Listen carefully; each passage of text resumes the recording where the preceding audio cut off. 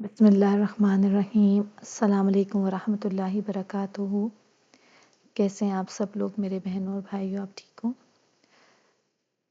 سب سے پہلے تمام تعریفیں اس رب کے لیے جس نے ہمیں پیدا کیا، جس نے ہمیں مسلمان پیدا کیا، اور جس نے ہمیں یہ خوبصورت کتاب عطا فرمائی کہ جو ہدایت کا سرچشمہ ہے۔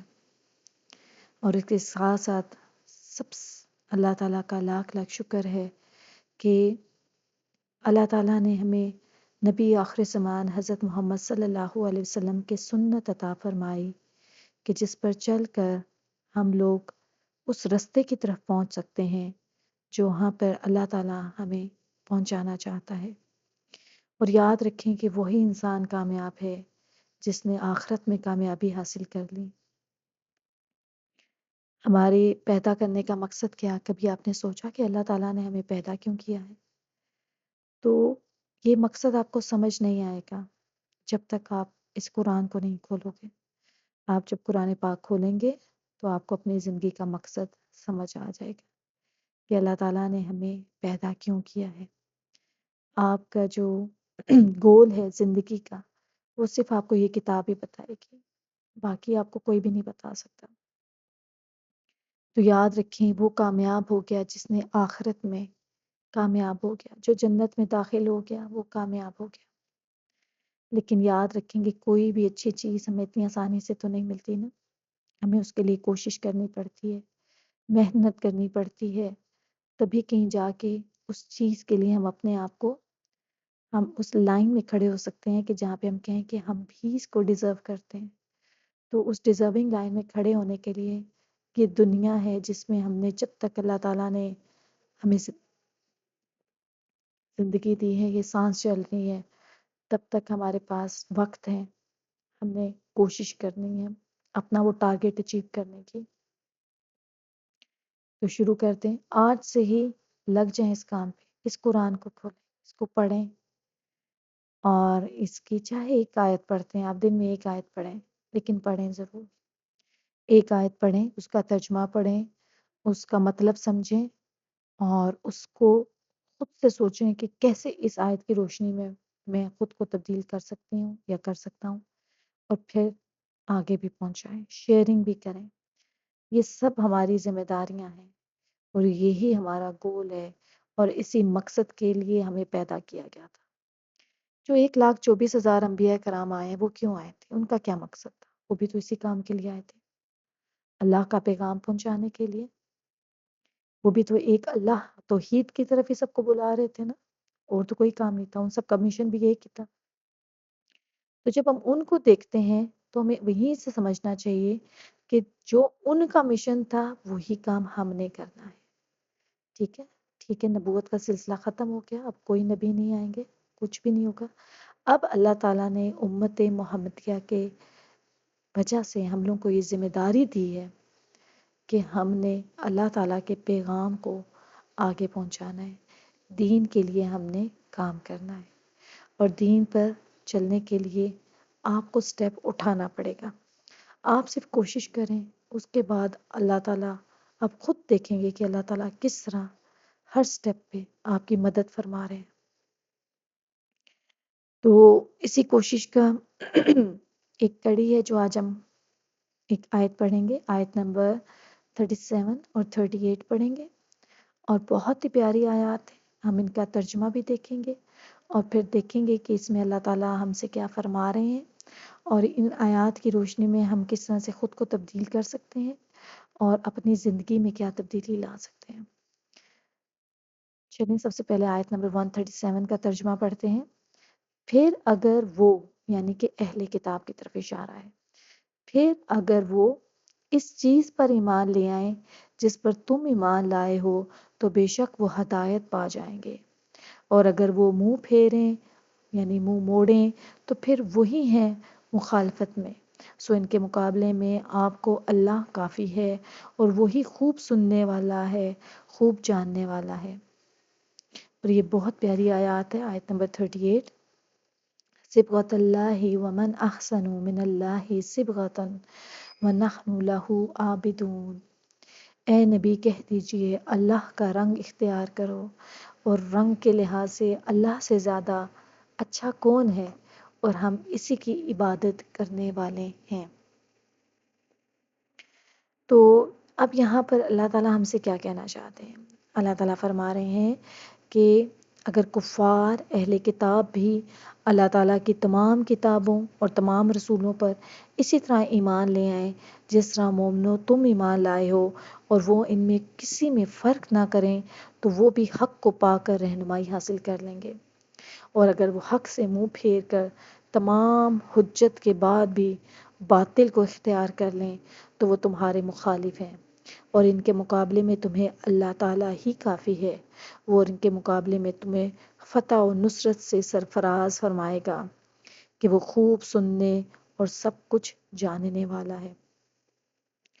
جو ہم نے پچھلی آیات پڑھی تھی تو وہاں پر بھی جو یہاں پر ایک ہم پڑھ رہے تھے، کیونکہ جب یہودی اور نصارہ آپ سے ملتے تھے، حضرت محمد صلی اللہ علیہ وآلہ وسلم سے ملتے تھے، تو ان کو کہتے تھے کہ آپ یہودیت اختیار کر لیں، یا آپ نصرانی جب ملتے تو کہتے تھے آپ نصرانیت اختیار کر لیں۔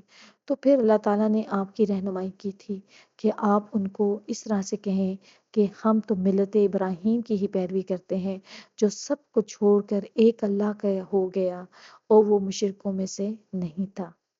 اور اسی طرح پھر اللہ تعالیٰ نے مزید ان کی رہنمائی کی، اور اللہ تعالیٰ نے ان کو بتایا کہ آپ اس طرح بولیں ان کو کہ ہم اللہ پر ایمان لائے، اور اس پر ایمان لائے جو ہماری طرف نازل کیا گیا، اور جو ابراہیم کا، اسماعیل کا، اسحاق کا، یعقوب کا اور ان کی اولاد کی طرف نازل کیا گیا، اور جو موسیٰ اور عیسیٰ کو دیا گیا، اور جو نبیوں کو ان کے رب کی طرف سے دیا گیا، ہم ان میں سے کسی ایک کے درمیان بھی فرق نہیں کرتے، اور ہم اس کے فرما بردار ہیں۔ تو یہاں پر اللہ تعالیٰ نے ہمارے پیارے نبی حضرت محمد صلی اللہ علیہ وسلم کی رہنمائی فرمائی تھی کہ آپ اس طرح سے یہودیوں کو، نصرانیوں کو جواب دیں۔ اور پھر جب یہ جواب دینے کے بعد پھر اللہ تعالیٰ فرماتے ہیں کہ اگر یہ سب کچھ سننے کے بعد وہ یعنی کہ اہل کتاب ایمان لے آئیں آپ پر ایمان لے آئیں، تو بے شک وہ ہدایت پا گئے، ٹھیک ہے۔ اور اس کے ساتھ ساتھ صرف آپ پر نہیں، جتنے رسول ہیں، کیونکہ جو پچھلی آیات پڑھی تھی اس میں یہی اللہ تعالیٰ نے فرمایا تھا کہ ایک مسلمان ہونے کی حیثیت سے ہمیں سب جتنے بھی انبیاء کرام گزرے ہیں سب پر ہم نے ایمان لانا ہے، ان میں کوئی فرق نہیں کرنا ہے۔ اسی طرح سے جتنی آسمانی کتابیں تھیں ہم نے سب پر ایمان لانا ہے۔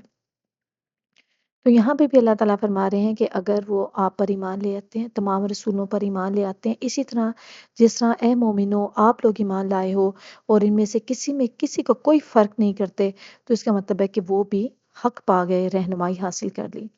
لیکن اگر وہ یہ سب کچھ سننے کے بعد بھی، حجت کے بعد بھی باطل کو اختیار کر لیتے ہیں، تو وہ تمہارے مخالف ہیں، اور ان سے مقابلے میں اللہ تعالیٰ تمہارے لیے کافی ہے۔ تو یہاں پہ اللہ تعالیٰ حوصلہ دے رہے ہیں کہ پھر بھی اگر وہ سیدھے راستے پہ نہیں آتے تو آپ پریشان نہ ہو، آپ کے لیے اللہ کافی ہے، اور بے شک جس کے ساتھ اللہ ہو اس کو دنیا کی اور کیا چیز چاہیے، مجھے آپ بتائیں۔ جب اللہ ساتھ ہو تو چاہے ساری دنیا بھی آپ کو گرانے کی کوشش کر لے، کوئی آپ کو نہیں گرا سکتا، لیکن اگر اللہ ہی ساتھ نہ ہو تو ساری دنیا مل کر بھی آپ کو اٹھانے کی کوشش کر لے، کوئی آپ کو نہیں اٹھا سکتا۔ تو ہم نے صرف یہ دعا مانگنی ہے کہ اللہ تعالیٰ ہمارے ساتھ رہے، ہمارا مددگار ہو۔ جب اللہ مددگار ہے تو کسی اور دنیاوی مدد کی ضرورت ہی نہیں ہے۔ تو اللہ تعالیٰ یہاں پر بھی حوصلہ دے رہے ہیں کہ اگر وہ آپ کی مخالفت کرتے ہیں تو آپ کے لیے اللہ کافی ہے، اور وہ ان کے مقابلے میں آپ کو فتح اور نصرت سے نوازے گا، یعنی کہ اللہ تعالیٰ آپ کو ہی کامیاب کرے گا۔ اب یہاں پر حوصلہ دیا جا رہا ہے مسلمانوں کو کہ آپ نے اللہ کی ذات پر یقین رکھنا ہے۔ اگر وہ آپ سے کسی بحث و مباحثے میں پڑ جاتے ہیں تو آپ نے پریشان نہیں ہونا ہے، آپ نے صرف اللہ کی ذات پہ یقین رکھنا ہے، یعنی آپ نے پیغام تو دینا ہے، ٹھیک ہے، آپ نے دوسرے کو حق پیغام پہنچا دینا ہے۔ حق پیغام پہنچا دینے کے بعد اگر وہ آپ کی ذات پر، آپ پر ایمان لے آتے ہیں تو اچھی بات ہے، لیکن اگر وہ ایمان نہیں لاتے ہیں تو آپ نے پریشان نہیں ہونا ہے، کیونکہ پھر وہ آپ کے مخالف ہیں، اور یقیناً اللہ تعالیٰ آپ کے ساتھ ہے۔ اور یقیناً جب اللہ تعالیٰ ساتھ ہو تو پھر اور کسی بھی چیز کی ضرورت یہاں پر نہیں رہتی ہے۔ تو اب اس کے بعد یہاں پر اللہ تعالیٰ کہتے ہیں کہ سب سے صبغۃ اللہ ومن احسن من اللہ صبغۃً، اے نبی کہہ دیجئے اللہ کا رنگ اختیار کرو، اور رنگ کے لحاظ سے اللہ سے زیادہ بہترین رنگ اور کس کا ہے؟ ٹھیک ہے، اب یہاں پہ کیا کہنے، اللہ کا رنگ کا کیا مطلب ہے؟ کیا اللہ کا کوئی رنگ ہے؟ رنگ تو سارے ہی اللہ کے ہیں، لیکن یہاں پر اسپیسیفکلی کس چیز کی طرف اشارہ ہے؟ یہاں پر رنگ سے مراد اللہ تعالیٰ کا دین ہے۔ ٹھیک ہے، یہاں پہ بتایا جا رہا ہے کہ جو اللہ کا دین ہے وہی بہترین رنگ ہے۔ اب رنگ کے لحاظ سے کیا مطلب ہے اس بات کا؟ دیکھیں، میں آپ کو ایک چیز ایکسپلین کرتی ہوں۔ آپ کے پاس ایک دوپٹہ ہے اور آپ نے اس پہ کوئی بھی کلر چڑھانا ہے، کوئی بھی کلر کرنا ہے آپ کو، تو کیا وہ کلر ایسے ہی ہو جائے گا؟ نہیں، آپ کو کیا کرنا پڑے گا؟ پہلے آپ نے اس کا جو کلر ہے اس کو اتارنا ہے۔ ٹھیک ہے، جو بھی کلر ہے اس کے پاس، اس دوپٹے کے اوپر، وہ کلر پہلے آپ نے اتارنا ہے۔ پھر جب وہ کلر اتر جائے تو پھر اس کے بعد آپ نے کیا کرنا ہے کہ آپ نے جو کلر اپنی مرضی کا آپ چڑھانا چاہتے ہو وہ آپ چڑھاؤ گے۔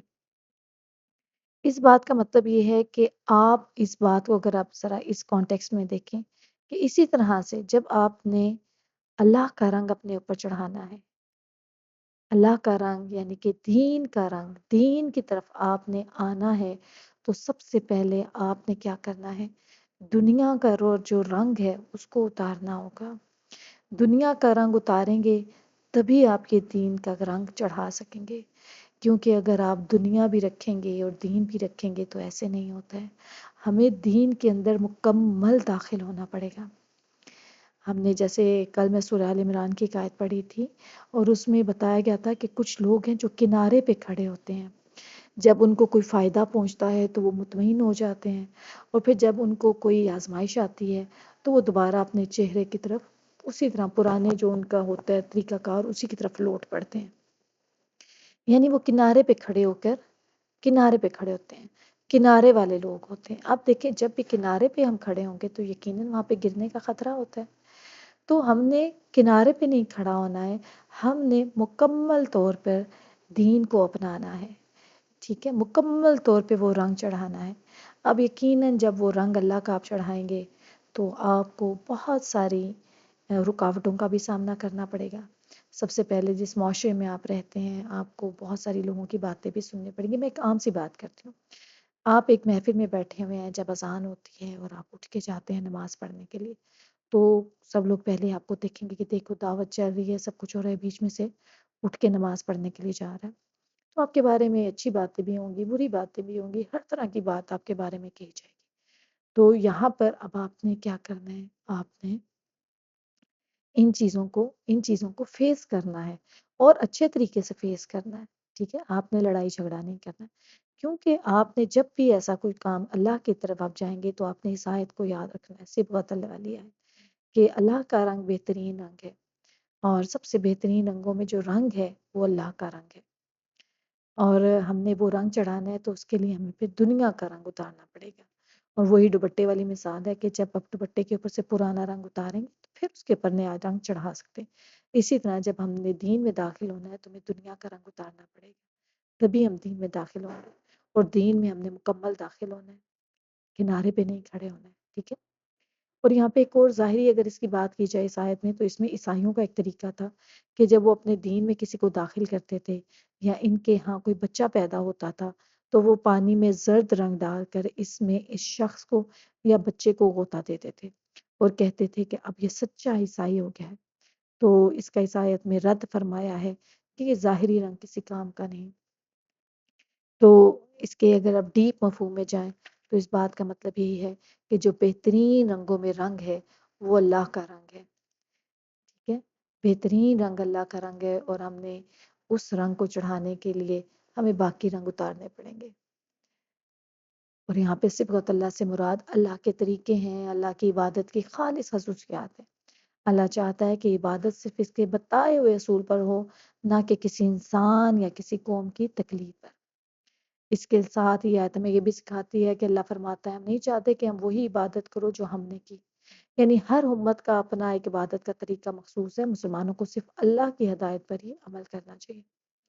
یہاں پہ تقوی کی اہمیت بھی ظاہر ہوتی ہے کہ آیت میں تاکید ہے کہ اللہ کا خوف رکھو، ٹھیک ہے، یعنی کہ اللہ تعالیٰ سے ڈرو۔ تو اس میں کیا ہے؟ اللہ کا خوف رکھو، اس کے کام پہ عمل کرو۔ ایمان کا مطلب صرف زبان سے نہیں بلکہ دل اور عمل سے بھی ہونا چاہیے۔ اور یہاں پر اللہ تعالیٰ کہتے ہیں کہ بے شک وہ خوب سننے والا ہے، خوب جاننے والا ہے۔ بے شک اللہ تعالیٰ ہی جو کچھ ہم کر رہے ہیں، جو کچھ ہم سوچتے ہیں، جو ہمارے دل اور دماغ کے کسی کونے میں بھی جو بات ہوتی ہے، بے شک میرا رب اس کو جانتا ہے۔ تو سب سے اچھا رنگ اللہ کا ہے، آئیے اس رنگ کو اپناتے ہیں، آئیے اس رنگ کو اپنے اوپر انڈیلنے کی کوشش کرتے ہیں، آئیے اس رنگ کو اپنے سے اختیار کرنے کی کوشش کرتے ہیں، کیونکہ یہ اللہ کا رنگ ہے۔ اور اللہ تعالیٰ خود کہتے ہیں کہ اللہ سے زیادہ کون اچھا ہے؟ بے شک اللہ سے زیادہ اچھا کوئی بھی نہیں ہے۔ اللہ تعالیٰ ہم سب کو دین پہ چلنے کی توفیق عطا فرمائے اور اس دین پہ چلنے کے لیے استقامت نصیب فرمائے۔ آمین ثم آمین۔ ملتے ہیں آپ سے دوبارہ۔ السلام علیکم ورحمۃ اللہ وبرکاتہ۔